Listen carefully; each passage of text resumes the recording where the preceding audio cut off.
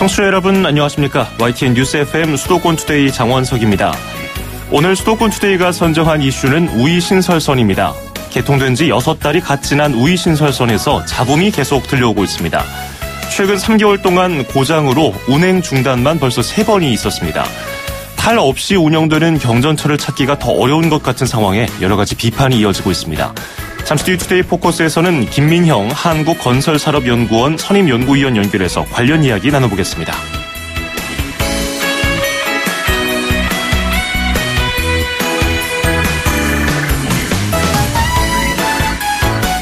오늘 아침 앵커가 뽑은 수도권 뉴스입니다. 경기도와 경기콘텐츠진흥원이 오는 24일 광교 경기문화창조허브에서 가상현실 VR e스포츠 대회인 경기 VR 게임 페스티벌을 개최한다고 밝혔습니다. VR 게임 3종목의 경기가 펼쳐지고요. 예선은 21일까지 전국 주요 VR 카페에서 진행이 됩니다. 총 상금은 1,500만 원 규모라고 합니다. 경기도 VR 게임 대회에 관심 있는 분들은 경기콘텐츠진흥원에 문의하길 바랍니다. 크랜베리스의 링거 띄워드리면서 2018년 3월 20일 수도권 투데이 시작합니다.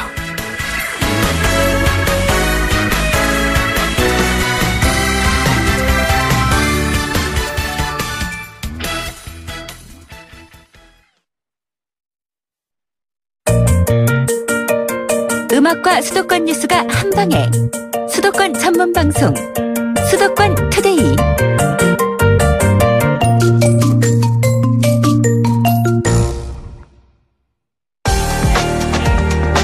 투데이 포커스. 지난해 9월 2일에 개통한 우이 신설선이 지난해 12월 그리고 이달 5일 17일 벌써 3번이나 멈춰섰습니다. 잦은 고장 탓에 안전이 불안해진 것은 우선이고 예측했던 수요대로 이용객이 있는지도 걱정입니다.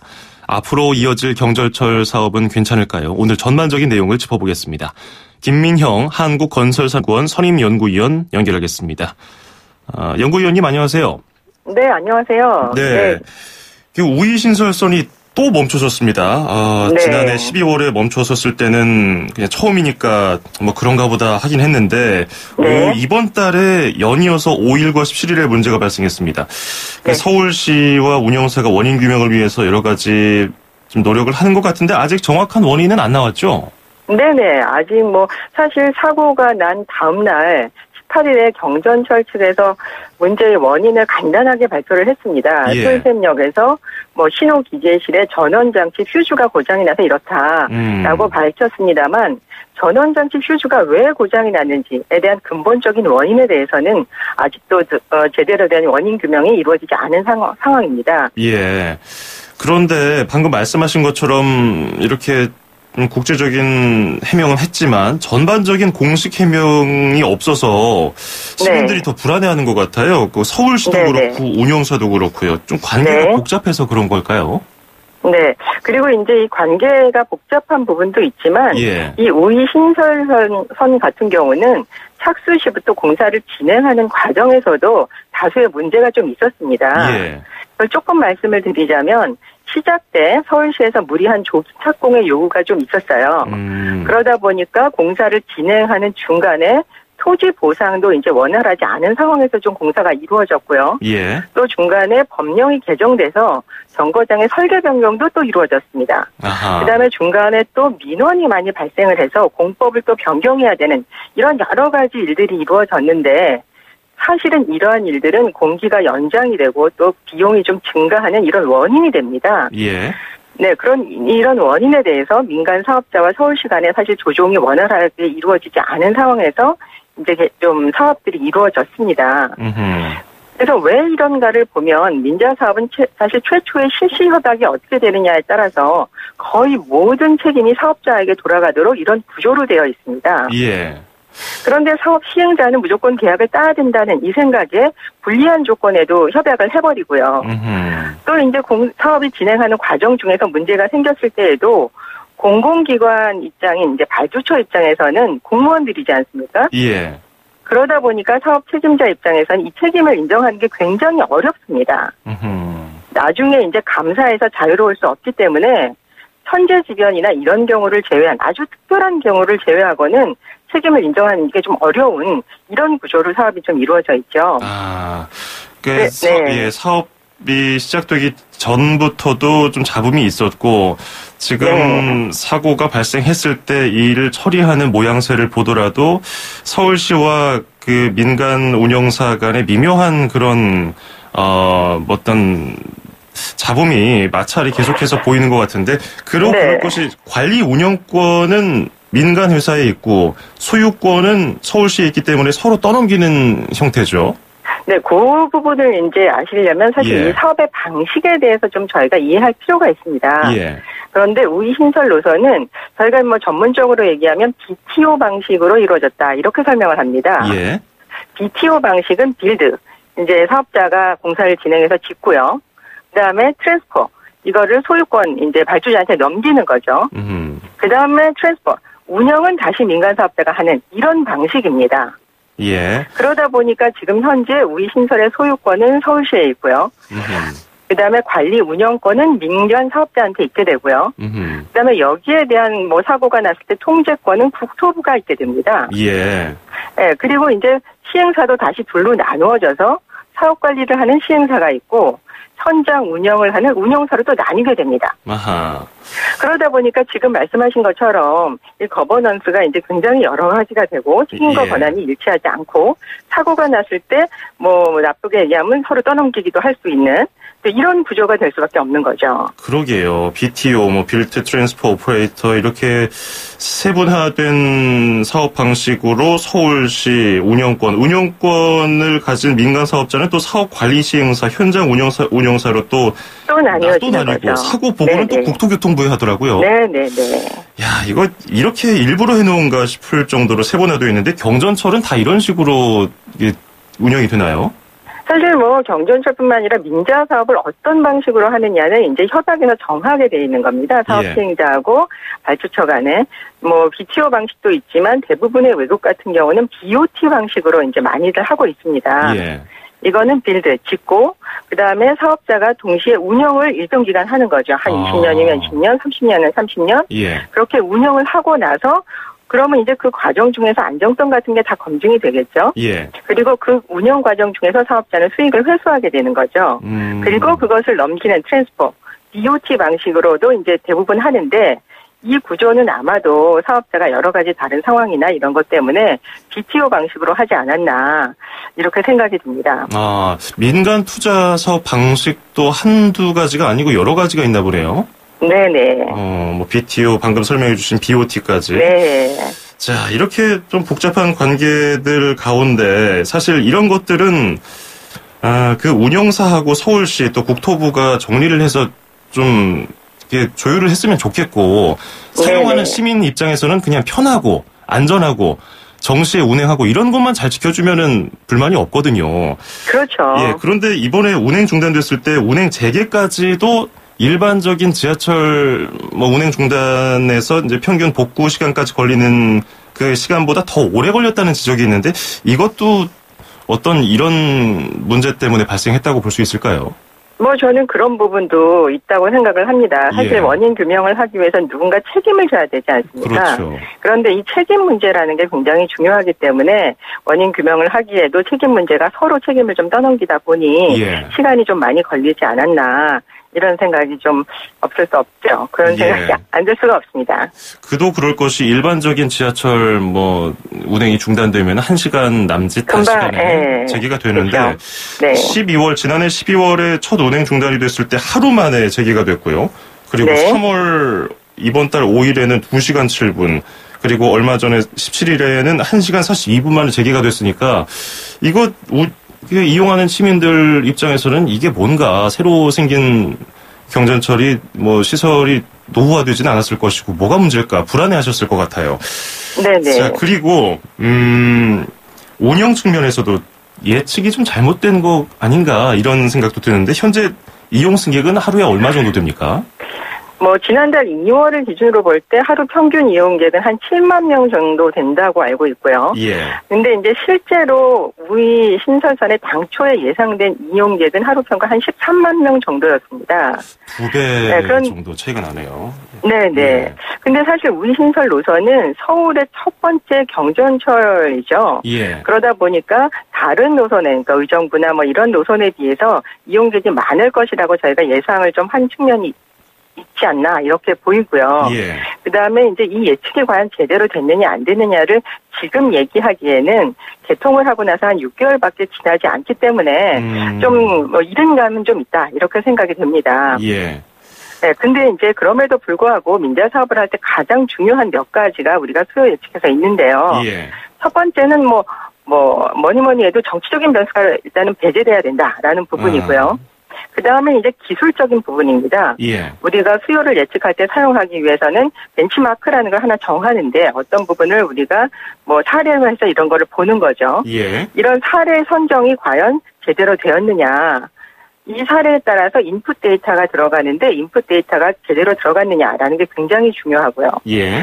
두 번째는 예측을 위해서는 우리가 가정들을 많이 합니다. 왜냐하면 10년이나 20년 후에 어떻게 될 것이냐라는 걸 봐야 되기 때문에 유동 인구가 얼마나 늘어날 것이냐, 다른 교통수단은 또 대체 교통수단이 어떻게 될 것이냐, 이런 것들을 저희가 가정을 하는 거죠. 예.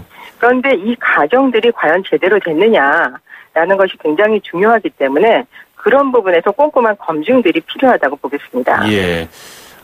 우리가 지금 당면한 경전철 관련 문제점을 어떻게 해결해야 될지 좀 대안 그리고 해결책을 몇 가지 들어주셨는데, 근데 우리가 네. 그 의정부 경전철 사례를 보면서 반면교사로 삼아서 앞으로 경전철 사업은 이런 식으로 좀 문제 없도록 처리를 해야겠다. 네. 이렇게 우리가 학습을 했는데도 불구하고 이렇게 문제가 또 발생하는 것이, 물론 방금 말씀하신 것처럼 한 6개월 정도밖에 지나지 않았기 때문에 아주 초기 단계이긴 합니다만은, 네. 또 새로운 사업자를 의정부 경전철을 사업자 공모를 하고 있는데 지금 그것도 잘 안 되고 있고요. 이런 네. 전반적인 시스템에 대해서 우리가 좀 천천히 들여다봐야 될 것 같아요. 왜냐면은 지금 네. 서울시에서 추진하고 있는 경전철 사업이 대략 한 10개 노선 정도? 2015년 네. 발표 기준으로 면목선, 신림선 이런 것들이 있는데 7개 노선은 아직 사업자도 없어요. 이게 네. 전망을 이게 좀 부정적으로 하기 때문에 사업자들이 덤비지 않지 않나 이렇게 생각이 드는데, 네. 어떻게 보십니까? 전반적인 시스템을 볼 때. 네, 사실 민자 사업은 그 근본적인 취지를 보면 재정의 한계로 공공의 인프라를 민간 재원으로 한다라는 의미가 있습니다. 예. 그러다 보니까 금방 말씀하신 것처럼 민간 입장에서는 일단 수익성이 좀 전제가 돼야 되는 거죠. 그리고 이게 공공의 인프라, 공공성이 있는 인프라이기 때문에 또 공공의 입장에서 보면 지나친 수익성을 추구하면 또 안 되는 이런 구조가 아니겠습니까? 예. 네, 그래서 일정 부분의 수익성을 좀 기본적으로 할 수 있고, 그다음에 그럼에도 불구하고 지나친 세금 부담은 이루어지지 않는, 세금 부담이 좀 없는 이런 부분으로 좀 우리가 개념이 좀 정립될 필요가 있고요. 이것과 관련해서 정부에서 좋은 모델들을 여러 가지를 내놨습니다. 예. 그래서 리스크가 발생했을 때 리스크를 정부하고 민간이 좀 나누는 이런 모델도 좀 있고요. 그다음에 수익이 발생했을 때 일정 부분의 수익을 넘어가면 그 부분은 다시 공공과 민간이 좀 배분을 하는 이런 모델들이 지금 나와는 있는데 사실 이게 활성화되지 않고 있어요. 그래서 이런 걸 우리가 위험 공유형이나 이익 공유형이라고 이제 새로운 방식이라고 하는데, 예. 그런 부분이 좀 활성화되어 있지 않고요. 그다음에 아까 말씀드린 것처럼 실시 협약을 하고 나서 모든 책임이 사업자에게 있기 때문에 사업자 입장에서는 굉장히 이제 사업자도 여러 가지 경험을 했기 때문에 이 계약을 따는데 신중할 수밖에 없습니다.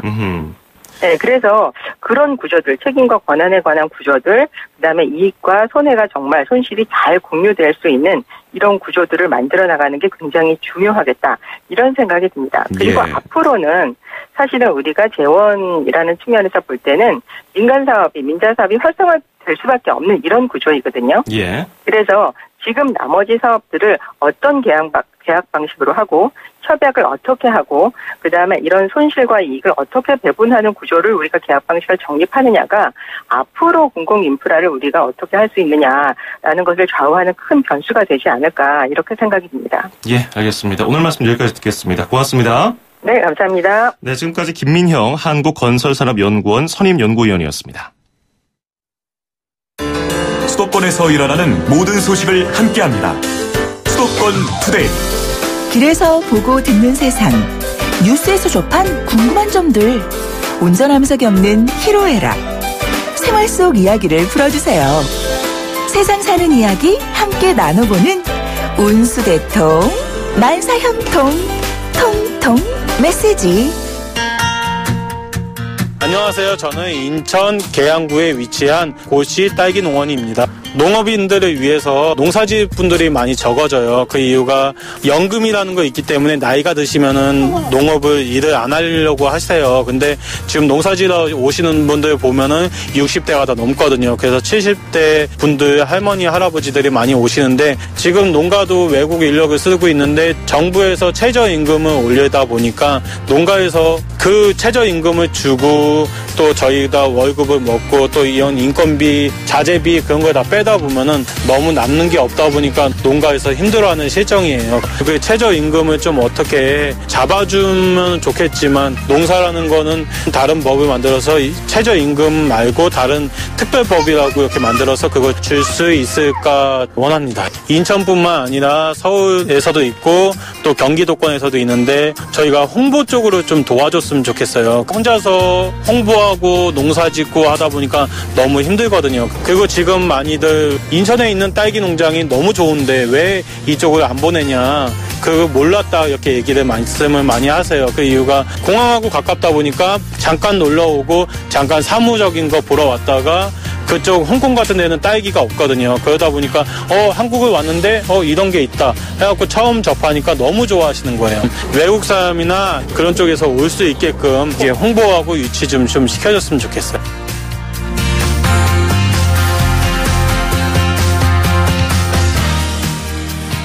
운수대통 만사형통 통통 메시지. 오늘은 인천시 계양구에서 딸기 농장을 운영하고 있는 분의 사연이 도착했습니다. 봄이 되니까 딸기가 또 철이잖아요. 관련돼서 굉장히 좀 밝은 그리고 상큼한 내용일 줄 알았는데 여기도 어려움이 있군요. 최저임금에 농가 역시 부담이 커지는 것은 물론이고요. 도시에 있는 기업체뿐 아니라 일반 농가들에도 지원이 손길이 좀 미쳤으면 좋겠다는 말씀을 해주셨습니다. 홍보라든지 유치 같은 것도 이렇게 관광산업과 연계해서 도와주면은 농가에 도움이 될 것 같다는 이런 입장을 말씀해 주셨는데요. 우리가 꼭 한번 생각해 봐야 되는 문제가 아닌가 싶습니다.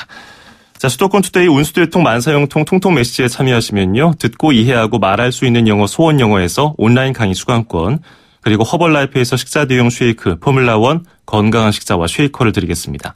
추첨을 통해서 방송 참여 기회는 물론 수도권 투데이에서 준비한 선물을 보내드리겠습니다. 짧은 문자 50원, 긴 건 100원이 드는 샵 0945, 우물정 0945번으로 여러분의 의견 마음껏 보내주시기 바랍니다. 자, 1부 마무리하면서요. 비틀즈의 Strawberry Fields Forever 듣고 2부에서 뵙겠습니다. 2,500만 수도권 청취자를 위한 모든 소식이 한자리에 YTN 뉴스 FM 수도권 투데이.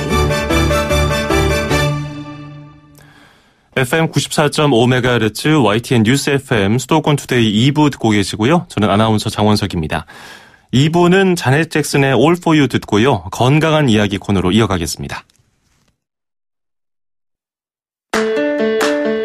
2,500만 수도권 청취자들의 살맛 나는 오늘 하루를 위해 수도권 투데이가 여러분을 응원합니다. 꼭 알아두어야 할 수도권 핫 이슈를 쉽고 자세하게 들여다보는 투데이 포커스.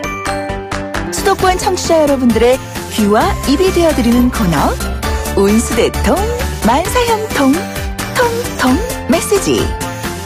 그리고 서울, 경기, 인천의 가장 중요한 행정 소식을 가장 발빠르게 짚어보는 수도권 행정 탐방까지. 똑 소리나는 수도권 라이프를 원하신다면 지금 듣고 계시는 94.5MHz YTN 뉴스 FM 수도권 투데이. 월요일부터 금요일까지 매일 아침 9시 10분 놓치지 마세요.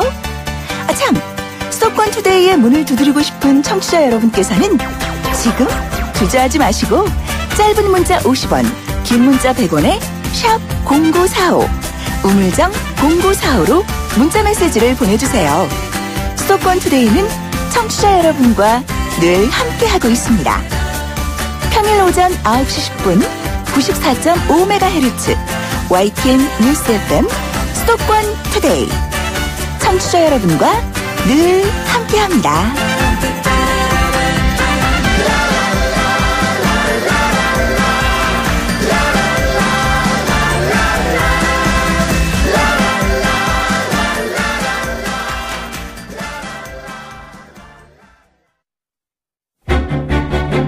수도권 투데이 청취자 여러분, 건강하세요. 쉽고 재밌게 풀어보는 건강한 이야기. 100세 시대 사람들의 가장 큰 관심사는 나의 몸입니다. 건강을 위한 일상의 정보와 팁을 주실 분 만나보겠습니다. 인제대 서울백병원 가정의학과의 강재헌 교수와 함께하겠습니다. 안녕하세요. 네, 안녕하십니까. 예, 오늘은 어떤 이야기를 해볼까요? 예, 오늘은 건강에 좋다고 알려진 올리브유에 대해서 말씀드리겠습니다. 올리브유. 네. 올리브 열매도 저는 사실 피자에 토핑으로 올라간 그렇죠. 거 그걸로 처음 먹어보고 네. 사실 그 열매를 먹어본 지도 얼마 안 됐어요. 좀 네. 생소하기도 한데 이 올리브유에 대해서 궁금한 점 있으시면은 짧은 문자 50원, 긴 건 100원이 드는 샵 0945 우물정 0945번으로 문자 보내주시기 바랍니다. 올리브유가 몸에 좋아서 많이 먹으면 좋다 이런 얘기들 하잖아요. 그렇죠. 유럽 지중해 유역에 있는 이탈리아라든지 그리스 이쪽에서도 많이 먹는다고 하는데 네네. 어떤 효능이 있습니까? 네, 사실 그 지역에 가보면 모든 요리에 다 올리브나 올리브유가 들어가거든요. 예. 그래서 올리브유는 고혈압, 고지혈증, 그리고 심근경색과 같은 심장질환, 심혈관 질환의 발생 위험을 낮추고요. 또 동맥경화를 예방하는 효과가 있다고 하고 또 올리브유가 유방암을 비롯한 일부 암과 치매 발생 위험을 낮춘다는 보고도 있는데요. 예. 사실 지중해 식단 이러면 상당히 건강식으로 유명하거든요. 그렇죠. 네, 지중해 식단에 그 주로 사용하는 식이지방, 그러니까 요리에 사용하는 지방이 대부분이 올리브유입니다. 그래서 이 올리브유를 먹는 지중해 지역이 유럽이나 다른 나라, 그러니까 유럽이나 북미 같은 지역보다도 심혈관 질환의 발생률 그리고 심혈관 질환으로 인한 사망률이 더 낮다는 보고가 있으면서 더 집중이 되고 있는 거죠. 맞아요. 얼마 전에 그 지중해식 식단이 유행을 하면서 그때부터 또 올리브유가 유행을 하고 그렇죠. 올리브 열매도 많이 나온 것 같은데 네. 빵에 찍어 먹기도 하고요. 맞아요. 샐러드 드레싱도 먹기도 하고 구이, 예. 볶음 여러 가지에 다 쓰이는데 어떻게 먹는 게 몸에 가장 좋을까요? 저는 어떤 방법으로든 본인이 즐기는 조리법은 다 좋다고 생각을 합니다. 예. 그래서 빵에 찍어 드시거나 샐러드에 드레싱으로 사용하셔도 좋고요. 또 구이나 볶음 요리를 할 때도 너무 오랫동안 가열하지만 않는다면 굉장히 좋은 조리법이 될 수가 있습니다. 예. 그런데 튀김을 만들 때도 튀김 요리를 할 때도 올리브유를 부어서 팔팔 끓여서 먹는 분들도 계시는데 이건 어떨까요?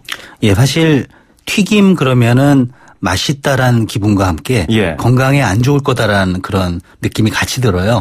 왜냐하면은 튀김이란 조리 방법 자체가 몸에 해로운 물질이 나올 수 있기 때문인데요. 예. 그러니까 식물성 기름으로 튀기면은 알데하이드라는 독성 물질이 나오는데 이것이 암이라든가 당뇨병의 원인이 될 수 있다는 보고가 있어요. 예. 그런데 올리브유는 다른 식물성 기름보다 똑같이 튀김에 사용을 해도 이 독성 물질을 덜 생성을 하거든요. 또 그 발연점이라고 해서 예. 타게 되는 그런 온도가 상당히 높아요. 다른 식물성 기름보다. 그래서 튀김을 자주 먹는 게 건강에 반드시 좋다라고 얘기는 못하지만 예. 튀김을 하실 때 다른 식물성 기름보다는 올리브유를 사용을 하면 더 건강에 좋다. 이렇게 얘기할 수 있습니다. 그렇군요. 역시 과하면은 좀 안 되지만 적당한 양을 적당한 횟수로 먹는 건 괜찮겠군요. 네, 그렇습니다. 모든 과일, 음식이 그렇지만 역시 조리를 하거나 어떤 것을 넣지 않고 생으로 먹는 것이 좋다고 말씀을 늘 해오시잖아요. 네. 올리브 열매도 역시 그렇겠죠?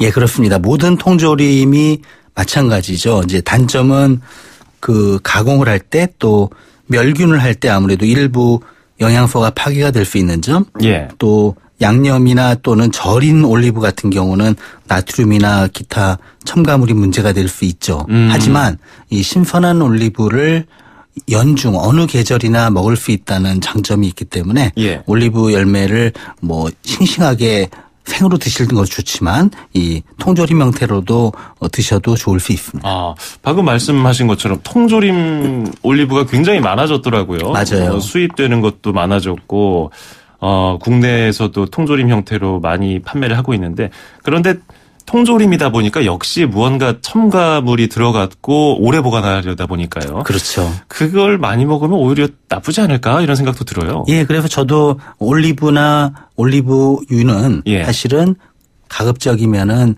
이제 신선하게 생으로 드시는 게 좋고 예. 하지만 가끔은 뭐 바쁠 때 또는 그 가지고 다니기 편한 그런 목적이 필요할 때 그럴 때는 통조림을 사용하는 건 나쁘지 않다 생각합니다. 아, 그렇게 요즘에 통조림으로 많이 드시더라고요. 네. 뭐 다이어트용 혹은 건강을 위해서도 먹지만 어떤 분들은 변비 해소를 위해서 뭐 올리브를 드시는 분들도 계시고 올리브유를 그냥 마시는 분들도 계세요. 아, 저는 좀 힘들 것 같은데 어떻습니까? 효과가 있다면야 뭐 좋을 것 같지만요. 사실 올리브유뿐만 아니라 예. 모든 기름이 그 먹게 되면은 하제 즉 변을 무르게 하거나 설사를 하게 하거나 변비가 해소되는 효과가 있어요. 예. 근데 문제는 이 기름을 가지고 변을 보게 하게 되면 나중에 그 기름을 먹지 않으면 다시 변비가 오는 문제가 생길 수도 있고요. 예. 또 한 숟갈 이상 좀 많은 양을 먹게 되면 거꾸로 변비가 아니라 설사하거나 배가 아픈 그런 증상이 있을 수가 있거든요. 예. 그래서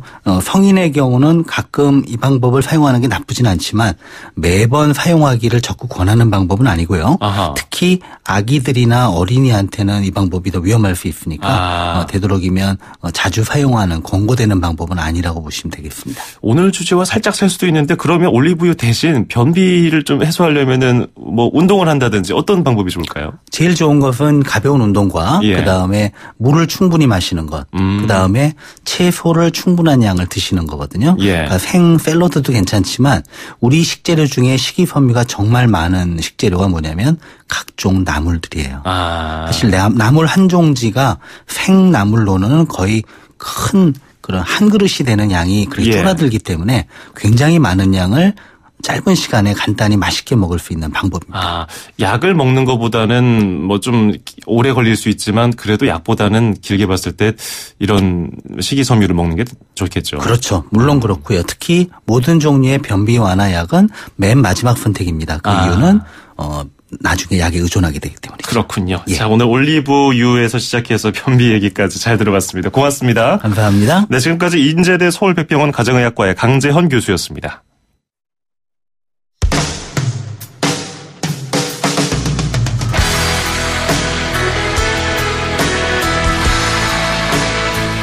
(3월 20일) 화요일 수도권 투데이 오늘 여기까지입니다. 끝으로 본조비의 Always 띄워드리면서 저는 인사드리겠습니다. 장원석이었습니다. 고맙습니다. As Romeo's bleed.